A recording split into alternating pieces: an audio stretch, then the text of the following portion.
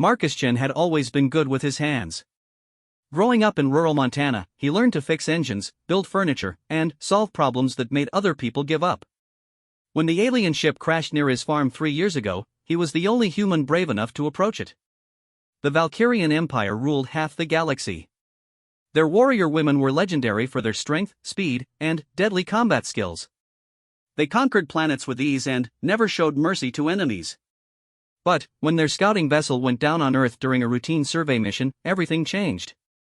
Marcus found the ship buried in his wheat field, smoke rising from twisted metal. Inside, he discovered 3 injured Valkyrian warriors. The tallest one, with silver hair and piercing blue eyes, tried to attack him despite her broken leg.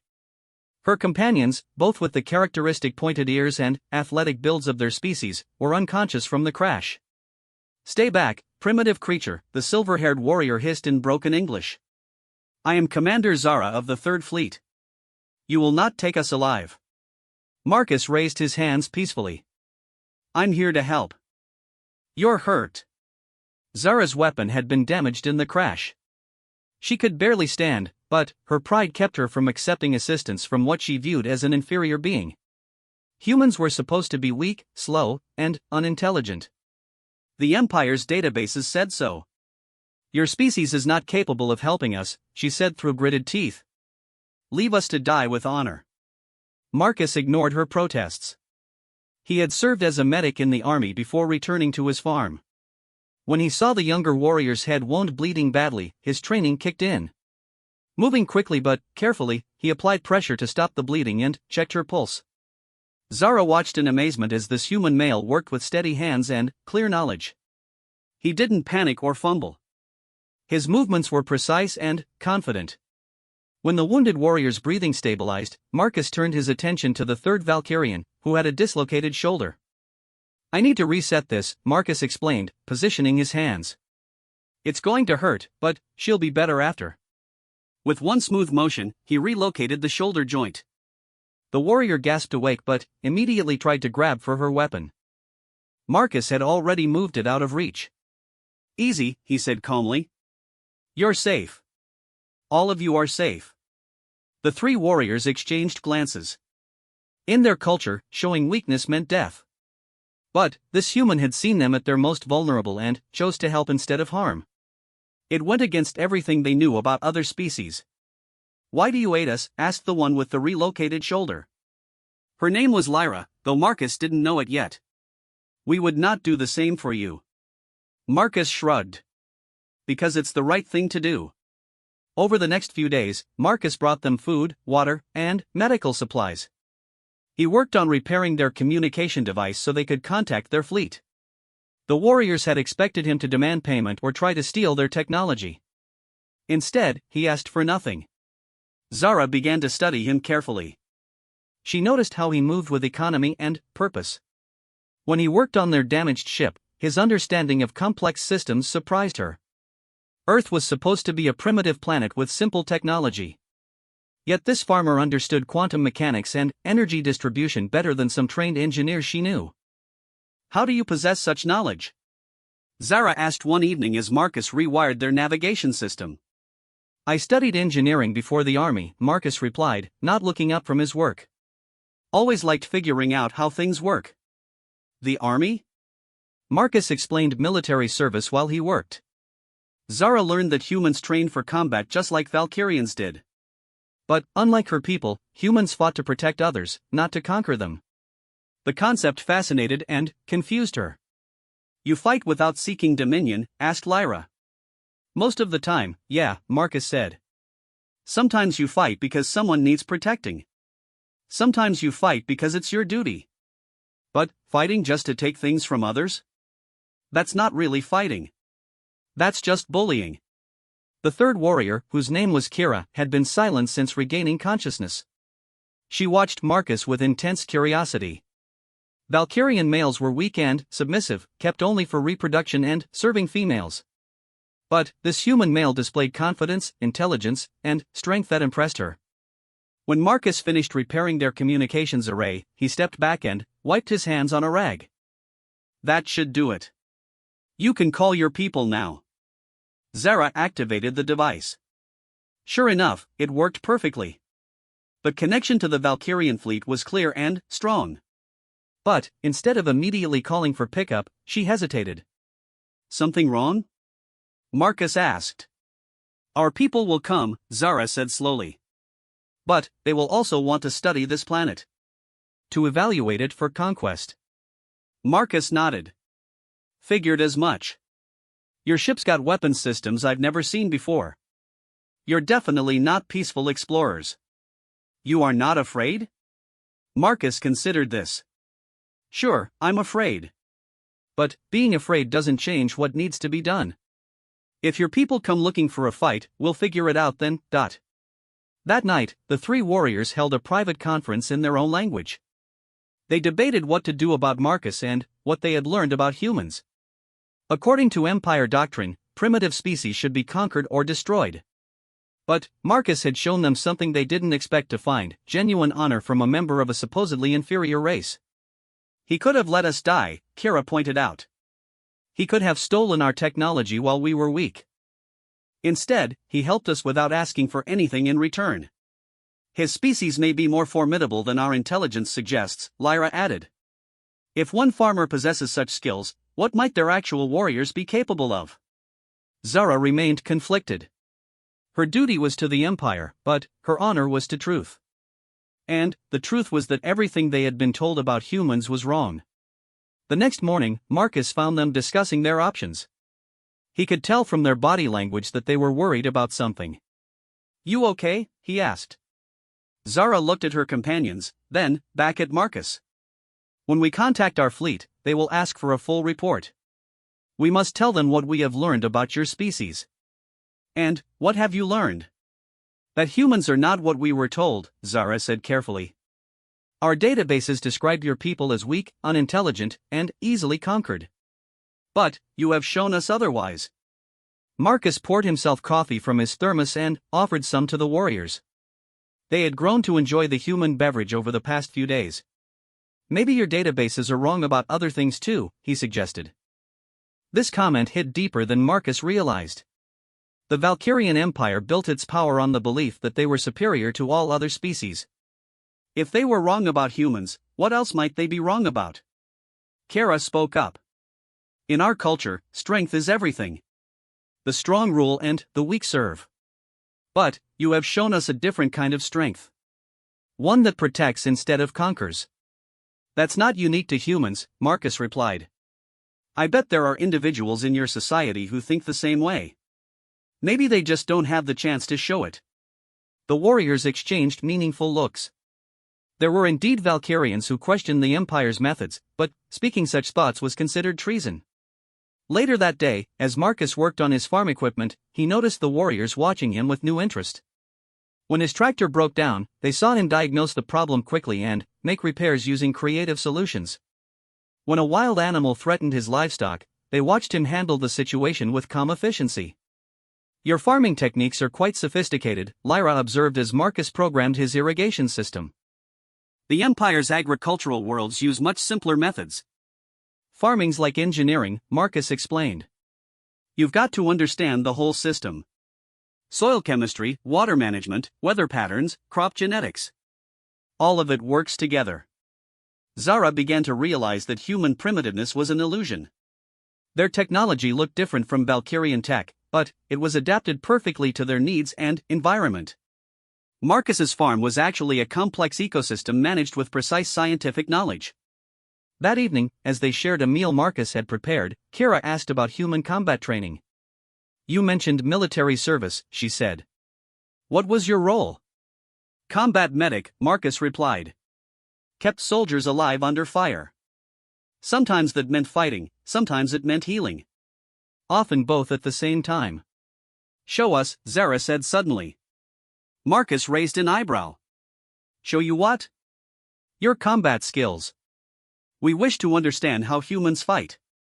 Marcus was reluctant at first. These were alien warriors from an advanced civilization. What could he possibly show them that they hadn't seen before? But their curiosity seemed genuine, so he agreed to a demonstration. In the barn, Marcus set up a simple obstacle course using farm equipment. He moved through it with fluid efficiency, demonstrating military techniques adapted to agricultural tools. He showed them how to use leverage and momentum instead of brute strength. He explained the importance of situational awareness and tactical thinking. The three warriors were amazed. Marcus moved differently than they expected. Valkyrian combat was based on overwhelming force and superior technology. But Marcus showed them precision, adaptation, and creative problem-solving. "Your style is unlike anything in our databases," Zara admitted. "You use the environment itself as a weapon." "That's the point," Marcus said. "You fight with what you have, where you are. Adaptation is survival." Lyra tried to replicate one of Marcus's techniques but struggled with the concept. Valkyrian training emphasized dominating the battlefield through superior force. The idea of working with existing conditions instead of imposing their will was foreign to them. "Your mind works differently than ours," Kira observed. "We seek to control. You seek to adapt." Marcus cleaned his hands and put away the equipment. "Maybe that's why you're surprised by humans. You're looking for something to control, but we're busy adapting to whatever comes our way." That night, the three warriors made a decision that would change everything. Instead of reporting their findings immediately, they decided to study Marcus and his people more carefully. They wanted to understand what made humans so different from what the Empire expected. "We need more information before we contact the fleet," Zara announced the next morning. "Will you show us more of your world?" Marcus agreed, though he suspected their interest went beyond simple curiosity. Over the next several days, he introduced them to his neighbors, showed them the nearby town, and explained human society as best he could. The warriors met other farmers, mechanics, teachers, and shopkeepers. Each human they encountered displayed the same unexpected competence they had seen in Marcus. The schoolteacher knew advanced mathematics. The mechanic understood complex engineering principles. The shop owner spoke multiple languages and managed sophisticated logistics. "Every human we meet possesses skills that should require extensive training," Lyra noted privately to her companions. "Yet they treat such knowledge as commonplace. Their society encourages learning in all its members," Kira added. "Not just a ruling class." Zara was beginning to understand something that would have profound implications for the Empire. Humans weren't primitive because they lacked intelligence or capability. They were different because they had chosen cooperation over domination. The real test came when a storm damaged several farms in the area. Marcus immediately organized rescue efforts, and the three warriors watched in fascination as humans worked together to help their neighbors. No one was in charge, yet everyone knew what to do. Resources were shared freely. Skills were combined efficiently. This is how they conquered their planet, Zara realized. Not through force, but through cooperation. When the emergency was over, Marcus found the three warriors discussing something intensely in their own language. They stopped talking when he approached, but their expressions were troubled. "Everything all right?" he asked. Zara looked at her companions, then made a decision that would define the rest of the story. "Marcus, we must tell you something about why we are really here. Our people are not explorers. We are advanced scouts for an invasion fleet. The Valkyrian Empire plans to conquer Earth and enslave your species." Marcus absorbed this information calmly. "When?" "The fleet will arrive in 6 months. Unless we report that conquest is inadvisable." "And, will you?" Zara met his eyes. "That depends on what we learn in the time remaining.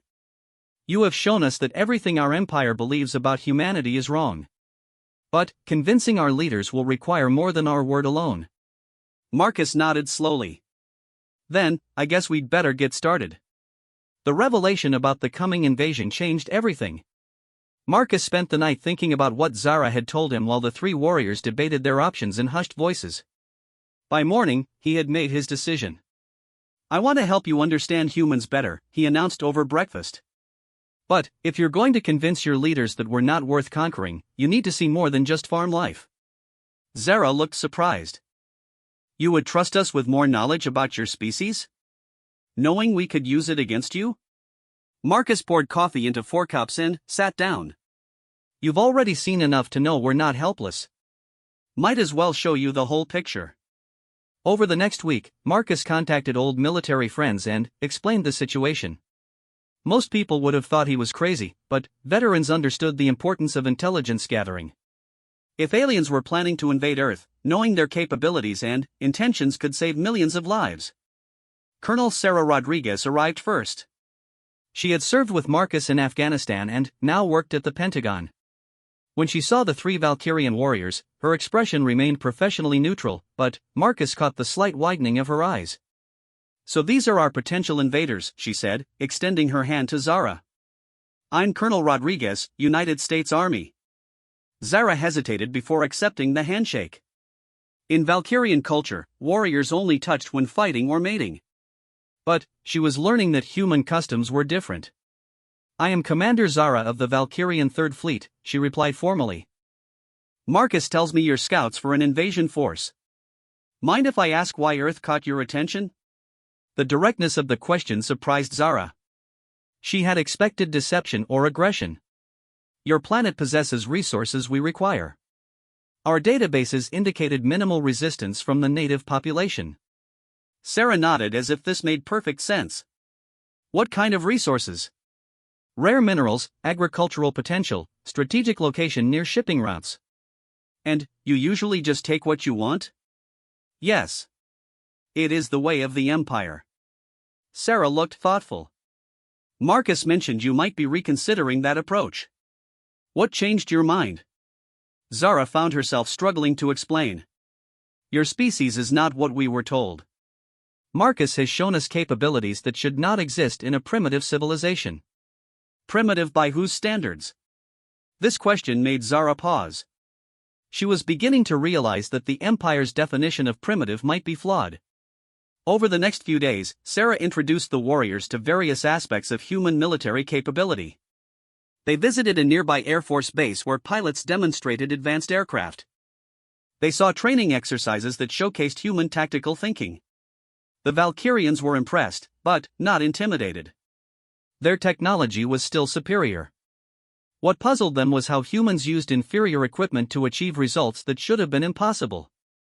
"Your aircraft are slower than ours," Lyra observed during a flight demonstration. "But your pilots fly them more skillfully than many of our best warriors." The human pilot, Captain Martinez, overheard the comment. "It's not about having the best plane. It's about knowing your plane better than anyone else knows theirs." This philosophy appeared everywhere the warriors looked. Human soldiers trained constantly to maximize their effectiveness with available equipment. They studied their enemies, adapted their tactics, and never stopped learning. The Empire's approach was to rely on superior technology and overwhelming force. "Your people turn disadvantage into advantage," Kara noted during a combat exercise. "How is this possible?" Sergeant Williams, who was leading the demonstration, laughed. "Ma'am, humans have been doing more with less since we figured out how to sharpen sticks. It's what we're good at." But the real surprise came when the warriors were introduced to Dr. Elena Vasquez, a theoretical physicist working on advanced propulsion systems. When Zara saw the equations covering the laboratory whiteboards, she couldn't hide her shock. "These calculations," she whispered. "They approach the theoretical limits of our own science." Elena looked pleased. "Really? That's encouraging. We've been stuck on some of these problems for years." "Years?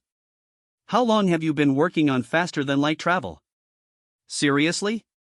About 50 years, though the real breakthroughs have come in the last decade." Zara felt dizzy.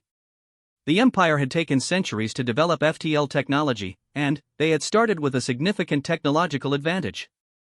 Humans were approaching the same discoveries in a fraction of the time, starting from what the Empire considered primitive science. "Your development rate is impossible," Zara said. Elena shrugged. "That's what they said about splitting the atom, landing on the moon, and mapping the human genome. Humans are pretty good at doing impossible things when we put our minds to it." That evening, the three warriors held another private conference. What they were learning about humanity challenged everything they thought they knew about technological development and military capability. "Their advancement rate suggests they will achieve technological parity within decades," Lyra said quietly. "Perhaps sooner. And they are already superior in adaptation and tactical thinking," added Kara. "An invasion now might succeed, but the cost would be enormous." A delayed invasion might face opponents as advanced as ourselves. Zara was thinking beyond military considerations. There is another possibility we have not discussed. What if conquest is unnecessary? Her companions looked at her in surprise. The idea of peaceful coexistence was foreign to Valkyrian thinking. The Empire needs resources, Zara continued. But humans have shown us that cooperation can be more effective than domination. What if we could trade with them instead of conquering them? This concept was revolutionary. The Empire had never entered into equal partnerships with other species. But watching humans work together had shown the warriors that collaboration could produce better results than force. The next phase of their education came when Marcus introduced them to human history. Dr. James Morrison, a military historian, explained how humans had evolved from tribal warfare to global cooperation. "We've made every mistake possible," he said, showing them images from various conflicts. Wars over resources, territory, ideology, religion. But, each time, we learned something that helped us do better the next time. The warriors studied footage of World War II, the Cold War, and more recent conflicts. What struck them was not the violence, but the progress. Humans kept finding ways to resolve disputes without destroying each other completely. "Your species learns from failure," Zara observed. "The Empire punishes failure. We do not speak of it or study it." "That explains a lot," Dr. Morrison replied. "How can you improve if you don't acknowledge mistakes?" The question haunted Zara. The Empire's strength came from projecting invincibility. Admitting errors was seen as weakness. But humans turned their mistakes into knowledge, making them stronger over time. Marcus then arranged for them to witness something unprecedented, an international military cooperation exercise. Soldiers from 12 different countries worked together on humanitarian rescue operations. Languages, cultures, and national interests were set aside in favor of shared objectives. "This should not be possible," Kira murmured as she watched American, Chinese, Russian, and European forces coordinating seamlessly. "These nations have opposing interests." Sometimes, Marcus agreed. But they also have common interests. Saving lives is one of them. Lyra was fascinated by the command structure. "Who is in charge of this operation?" "Depends on the situation," Colonel Rodriguez explained. "Sometimes it's the Americans, sometimes the Europeans, sometimes others. Leadership goes to whoever has the best expertise for the current challenge." This concept was completely alien to Valkyrian thinking. In the Empire, rank determined authority regardless of expertise. The idea that leadership could be fluid and based on competence rather than hierarchy was revolutionary. The warriors also observed human cities, seeing how millions of people lived together peacefully despite vast differences in culture, religion, and economic status. They visited hospitals where doctors treated patients without regard to their ability to pay. They saw schools where children from different backgrounds learned together. "Your society is impossibly complex," Zara said as they walked through downtown Chicago. "How do you maintain order without rigid hierarchy?" Marcus thought about this. "Most people just want to live their lives peacefully. They follow rules because the rules make sense, not because they're forced to." But what about those who refuse to follow rules? "We have police and courts and prisons. But mostly, we try to figure out why people break rules and fix the problems that cause it." The idea of addressing root causes instead of simply punishing violations was another foreign concept. The Empire maintained order through fear and overwhelming force. Humans seemed to prefer understanding and correction. As their education continued, the three warriors began to see patterns in human behavior that the Empire had completely missed. Humans didn't just adapt to challenges, they actively sought them out. They competed with each other constantly, but in ways that made everyone stronger. They questioned authority regularly, which prevented the stagnation that plagued many Valkyrian institutions. "Your species thrives on controlled chaos," Lyra observed during a visit to a university research facility. "You deliberately create problems to solve." Professor Kim, who was showing them around, nodded enthusiastically. "Exactly. How else can you discover what you're capable of?" The breakthrough moment came when the warriors were introduced to human space exploration efforts. They visited NASA and SpaceX facilities, observing how humans were preparing to become a spacefaring civilization. The technology was primitive by Valkyrian standards, but the ambition and determination were unmistakable. "You are already expanding beyond your home planet," Zara said as she watched a rocket launch. "Without conquest or domination." "That's the plan," replied Dr. Jennifer Walsh, the mission director. "There's a whole universe out there. Plenty of room for everyone." Zara felt something she had never experienced before: hope for a different kind of future. The Empire viewed space as territory to be conquered and controlled. Humans saw it as opportunity to explore and learn. That night, Marcus found the three warriors sitting outside his farmhouse, looking up at the stars. They seemed troubled by something. Having second thoughts, he asked, joining them. "We have learned much about your species," Zara said slowly. "Perhaps too much." "How so?" Kara spoke up. "Our empire bases its power on the belief that we are superior to all other species. But humans challenge that belief in ways we cannot ignore." "You're not superior," Marcus said bluntly. "But you're not inferior either. You're just different. The question is whether different has to mean enemies." Lyra turned to look at him. "What do you mean?" "I mean, maybe there's a third option besides invasion and isolation. Maybe we could be allies instead of enemies." The word allies hung in the air between them. It represented possibilities that none of them had considered before their arrival on Earth. But the clock was ticking. The Valkyrian fleet was still coming, and the warriors would soon have to make their report. "If we recommend against invasion, we must provide alternative solutions," Zara said. "The Empire will want to know how they can obtain the resources they need without conquest." Marcus smiled. "That's easy. You trade for them. Humans have been doing business with each other for thousands of years. I bet we could figure out some deals that work for everyone." The concept was simple, but the implications were staggering. If the Valkyrian Empire could be convinced to trade instead of conquer, it would represent a fundamental shift in galactic politics. But first, they had to survive the coming confrontation with the fleet.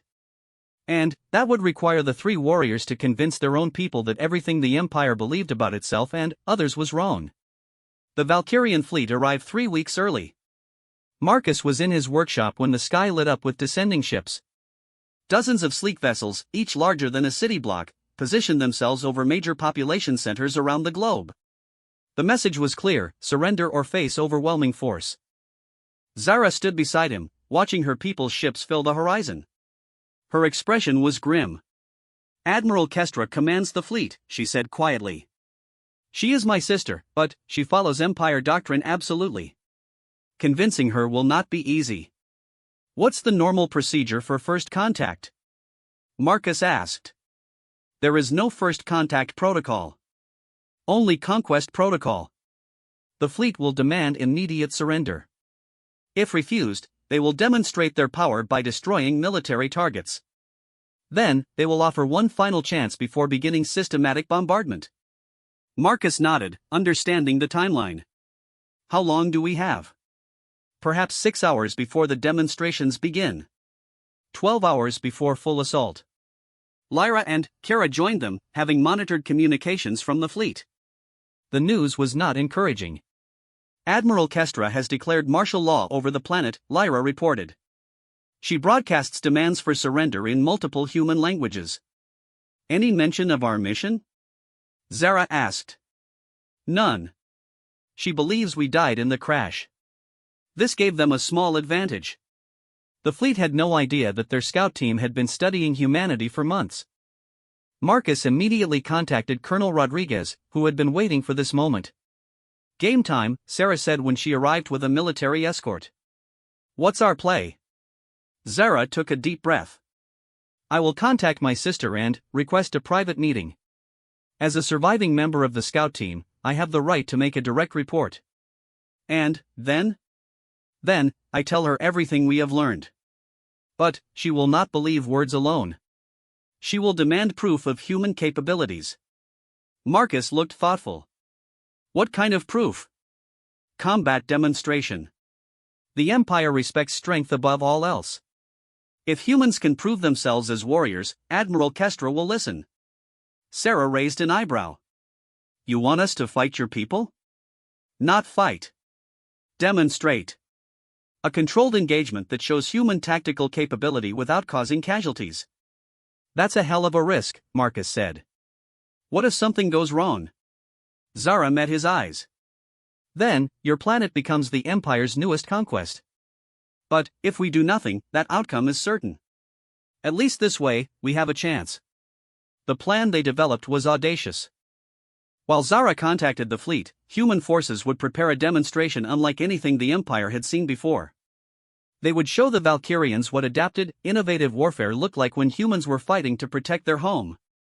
Admiral Kestra's response to Zara's transmission was immediate and cold. Commander Zara. You live. Report your status and findings immediately. The sisters met in orbit aboard Kestra's flagship. Admiral Kestra was everything Zara remembered, tall, imposing, with silver hair and the bearing of absolute authority. She listened to Zara's report without interruption, but her expression grew darker with each revelation. You speak of primitive humans as if they were equals, Kestra said when Zara finished. Has capture affected your judgment? I was not captured. I was rescued. There is a difference. Explain this difference. Zara described Marcus's actions in detail. How he had helped them without seeking advantage. How he had shared knowledge freely. How human society operated on principles the Empire had never encountered. Kestra's response was predictable. You describe weakness disguised as strength. These humans helped you because they feared you. Their cooperation stems from cowardice, not nobility. Then, observe them yourself. Allow me to arrange a demonstration. What manner of demonstration? Military engagement. Give humans the opportunity to show their capabilities under controlled conditions. Admiral Kestra considered this. In Valkyrian culture, combat was the ultimate test. If humans wanted to prove their worth, they would have to do it with weapons in hand. Very well. You have 1 hour to arrange this demonstration. If your humans impress me, we will discuss terms. If they fail to meet Imperial standards, conquest begins immediately. On Earth, Sarah Rodriguez was coordinating the most important military exercise in human history. She had less than an hour to showcase everything that made human warfare unique. The demonstration had to be impressive enough to give the Valkyrians pause, but not so aggressive as to provoke immediate retaliation. What exactly are we trying to prove? Asked General Morrison, who had been briefed on the situation. That we're not easy targets, Sarah replied. The Valkyrians respect strength, but they've never faced adaptive tactics. We need to show them something they haven't seen before. Marcus had suggested the location, the rugged terrain near his farm, where natural obstacles would favor human tactics over advanced technology. Sarah assembled a mixed force of special operations troops, drone pilots, and electronic warfare specialists. The rules were simple. Human forces would defend a designated area against Valkyrian assault. No lethal weapons, but everything else was fair game. The exercise would last 30 minutes or until one side achieved clear victory. Admiral Kestra watched from her flagship as her elite troops prepared for deployment. 200 of the Empire's finest warriors, armed with advanced weapons and supported by air units. They had never failed to overwhelm an enemy position. Your humans face impossible odds, she told Zara as they observed the preparations. Perhaps, Zara replied. But humans specialize in impossible victories. The engagement began at dawn. Valkyrian forces advanced in standard formation, expecting to crush human resistance through superior firepower. What they encountered instead was a masterclass in unconventional warfare. The humans didn't meet the attack head-on. Instead, they used terrain to their advantage, creating kill zones where Valkyrian technology couldn't be brought to bear effectively. Drone swarms confused enemy sensors while special forces teams struck from unexpected angles. They fight like shadows, observed Captain Thane, Kestra's tactical advisor, as human forces seem to disappear and reappear at will. They adapt faster than we can counter, added another officer. Every time we adjust our strategy, they have already moved to a new one. But the real revelation came when human electronic warfare specialists demonstrated their capabilities. They didn't try to destroy Valkyrian equipment directly. Instead, they fed false information to enemy systems, turning advanced technology against itself. How are they doing this? Kestra demanded as her forces began reporting ghost targets and phantom readings. On the ground, Marcus was coordinating civilian support for the military operation. Farmers used their equipment to create unexpected obstacles. Engineers modified standard tools into tactical advantages. Even children helped by relaying communications through gaming networks that the Valkyrians couldn't monitor. Your entire population fights as one, Zara observed as she watched the coordination unfold. Not just your soldiers. That's what humans do, Marcus replied. When someone threatens our home, everyone becomes a defender. The turning point came when Valkyrian air support tried to break the deadlock. Human pilots, flying inferior aircraft, used their knowledge of local conditions to outmaneuver the alien ships. They didn't win through superior technology. They won through superior understanding of their environment. Admiral Kestra watched in growing amazement as her forces were systematically outmaneuvered by opponents who should have been helpless. The humans weren't stronger or faster or better equipped. They were simply more creative, more adaptable, and more unified. Enough, she finally declared, calling off the exercise. I have seen what I need to see. The results spoke for themselves. Valkyrian forces had achieved none of their objectives, while human defenders had not only held their ground but gained tactical advantage. No casualties had occurred on either side, but the implications were clear. Your humans fight unlike any enemy we have encountered, Kestra admitted as the two sisters met again. But this only proves they will resist conquest fiercely. It does not change the Empire's needs. Zara had anticipated this response. What if the Empire's needs could be met without conquest? Explain. Humans possess something more valuable than territory or slaves. They possess knowledge and innovation that could benefit the entire Empire. But only if they remain free to develop it. Kestra was skeptical. What manner of knowledge? Zara shared what she had learned about human technological development, their rate of advancement, and their approach to solving problems. She showed holographic displays of human achievements in medicine, engineering, and space exploration. They advance faster than any species we have encountered, Zara explained. In 50 years, they may possess technology that rivals our own. In 100 years, they may surpass us entirely. Then, we should conquer them before they become too strong. Or we should ally with them before they become our enemies. The word ally hung between them like a challenge to everything the Empire represented. Kestra had never considered the possibility of equal partnership with another species. The Empire does not make alliances, she said finally. Perhaps it is time the Empire learned new ways, Zara replied. Humans have shown me that cooperation can achieve more than domination. To prove her point, Zara arranged for Kestra to witness something unprecedented, a joint human-Valkyrian research project. Dr. Elena Vasquez and her team worked alongside Valkyrian scientists to solve theoretical problems that had puzzled both species for years. Within hours, the combined teams made breakthroughs that neither could have achieved alone. Human creativity and Valkyrian knowledge created synergies that produced remarkable results. This is not possible, one of the Valkyrian scientists reported to Kestra. Human theoretical frameworks approach problems from angles we never considered. And their experimental methods produce results far faster than our traditional approaches, added another. For the first time in her career, Admiral Kestra began to question the Empire's fundamental assumptions about other species. Humans weren't primitive. They were different. And that difference might be exactly what the Empire needed. But changing the course of an entire civilization would require more than one admiral's conversion. The Empire's leadership would demand explanations that challenged the very foundations of their power structure. If I recommend alliance instead of conquest, the High Council will demand justification, Kestra told her sister. What proof can I offer them? Zara smiled.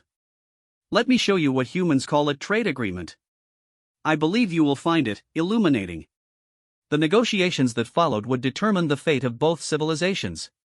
And, at the center of it all was a simple farmer from Montana who had shown 3 alien warriors that strength without wisdom was merely brutality, but wisdom without strength was merely philosophy. True power came from combining both, and using them to protect rather than conquer. The real test was just beginning. The negotiations took place on neutral ground, a space station hastily constructed in Earth's orbit using both human and Valkyrian technology. The structure itself was a testament to what cooperation could achieve. Human engineers and Valkyrian technicians had built something in 3 days that should have taken months. Admiral Kestra arrived with a delegation of Empire officials, all skeptical of this unprecedented diplomatic experiment. They had come expecting to discuss terms of surrender, not partnership. The humans they met defied every expectation. Secretary of State Maria Santos led the human delegation with quiet confidence. She had spent her career negotiating international treaties, but nothing had prepared her for discussions with an interstellar empire. Still, she approached the talks with the same principles that had served her well on Earth: understand what each side truly needs, find common ground, and build trust through small agreements before attempting large ones. The Empire requires resources to maintain its expansion, Admiral Kestra stated bluntly during the opening session. Your planet possesses these resources. Traditionally, we simply take what we need. And, traditionally, that approach works? Secretary Santos asked. Yes. No species has successfully resisted imperial conquest. But, conquest requires ongoing occupation forces, administrative overhead, and constant vigilance against rebellion. That's expensive, isn't it? The question caught the Valkyrian delegation off guard. They had never calculated the true cost of maintaining their empire because they had never needed to consider alternatives. Zara stepped forward. During my time on Earth, I observed that humans achieve more through cooperation than domination.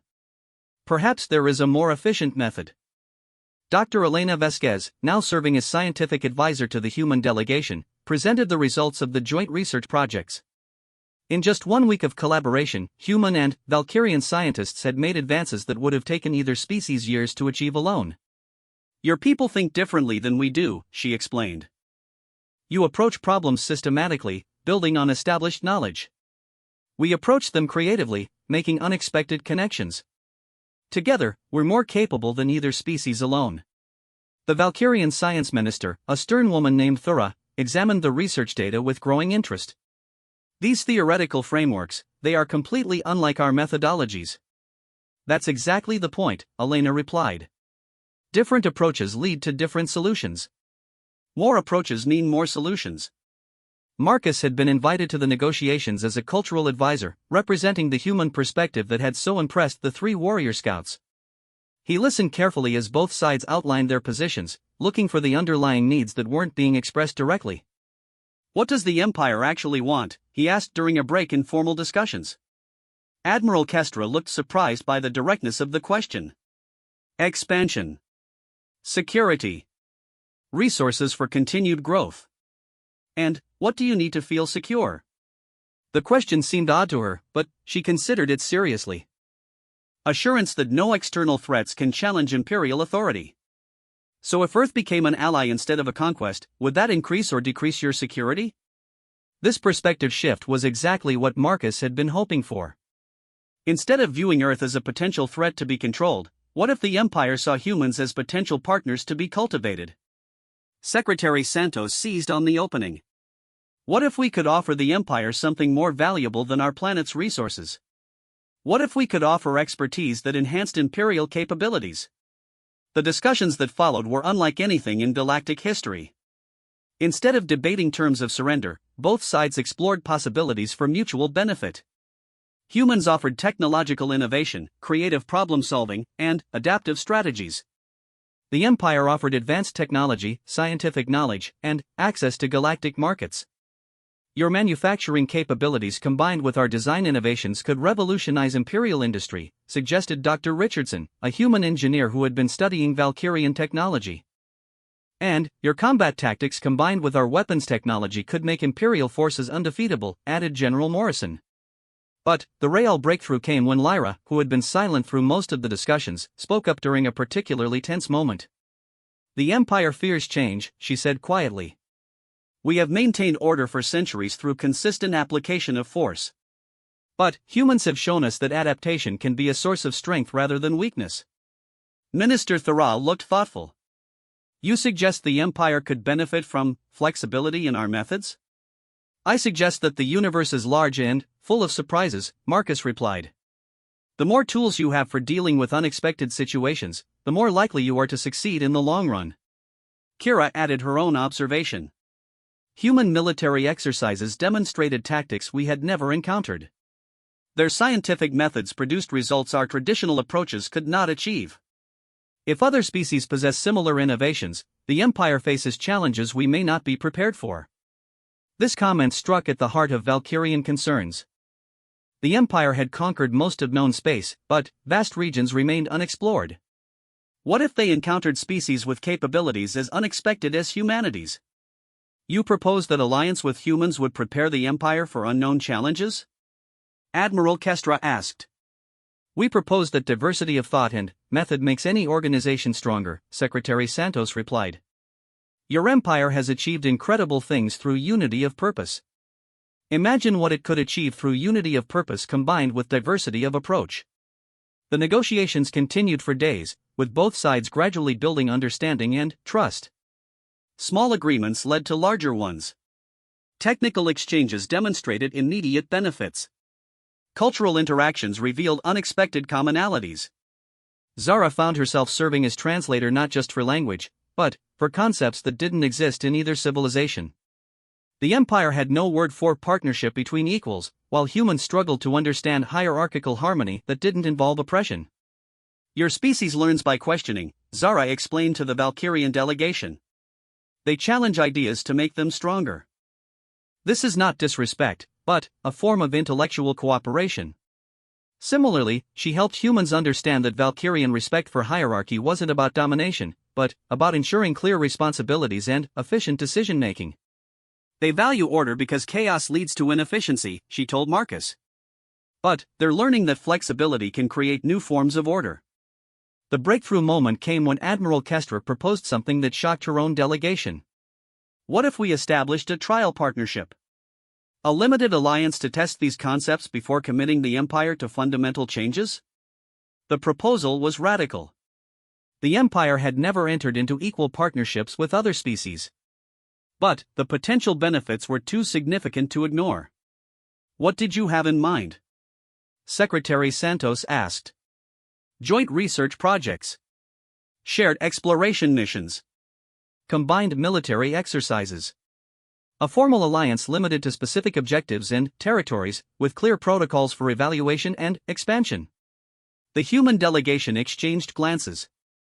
It was more than they had dared hope for, but it would require convincing not just the Valkyrians, but their own people as well. The people of Earth would need assurances, Secretary Santos said carefully. Guarantees of our continued independence and self-determination. Understood. The Empire would require similar assurances regarding our security and territorial integrity. Over the following week, both sides worked to develop a framework for unprecedented cooperation. The agreement that emerged was complex but fair, establishing principles for interaction that protected both civilizations' core interests while opening new possibilities for collaboration. The joint research stations would be staffed equally by both species. Exploration missions would combine human adaptability with Valkyrian technology. Military cooperation would focus on mutual defense rather than conquest. Trade agreements would benefit both economies without creating dependence. But the most important element was the cultural exchange program. Young people from both civilizations would study together, learning from each other and building relationships that would shape the future of galactic civilization. Marcus watched the signing ceremony from the observation deck of the space station, flanked by Zara, Lyra, and Kira. The three warriors who had crash-landed on his farm had become the architects of a new era in galactic politics. Think it'll work? He asked. Zara considered the question carefully. Change is always difficult. There will be resistance on both sides, mistakes and misunderstandings. But, yes, I believe it will work. Why? Because both our peoples have learned something important. Humans have shown us that strength comes from adaptation and cooperation. We have shown you that knowledge and order can amplify individual capabilities. Together, we are more than either could be alone. Lyra nodded. And, because we have proof that it works. This space station, the research breakthroughs, the military exercises. The evidence speaks for itself. Kira looked out at the stars visible beyond the station's walls. The universe is vast and full of challenges. Neither of our species could face them all alone. But, together. Together, we've got a fighting chance, Marcus finished. The ceremony concluded with representatives of both civilizations signing documents that would reshape the galaxy. The Valkyrian Empire's first formal alliance with an equal partner. Humanity's first treaty with an interstellar power. History in the making. As the delegations prepared to return to their respective worlds, Admiral Kestra approached Marcus privately. You are a farmer, not a diplomat or warrior. Yet you have changed the course of galactic civilization. How is this possible? Marcus thought about the question. Maybe because I didn't know it was impossible. I just saw 3 injured people who needed help, and I helped them. Everything else followed from that. So simple? The best solutions usually are. Admiral Kestra nodded slowly. I begin to understand why my sister was so impressed by your species. You see possibilities where others see only problems. Everyone sees possibilities if they look hard enough, Marcus replied. Sometimes you just need someone else to point them out. 6 months later, the first joint human-Valkyrian colony ship departed for a distant star system. The crew was mixed. The mission was exploration rather than conquest, and the goals were discovery and cooperation rather than domination. Marcus remained on his farm, but he often looked up at the stars and smiled. 3 alien warriors had crashed in his wheat field, and, from that simple beginning, 2 civilizations had learned that their greatest strength lay not in what they could take from each other, but in what they could build together. The universe was vast and full of wonders waiting to be discovered. And, for the first time in galactic history, they would be discovered through cooperation rather than conquest. It was, Marcus reflected, a much better way to explore the cosmos. The future belonged to all of them, and it was bright with possibility.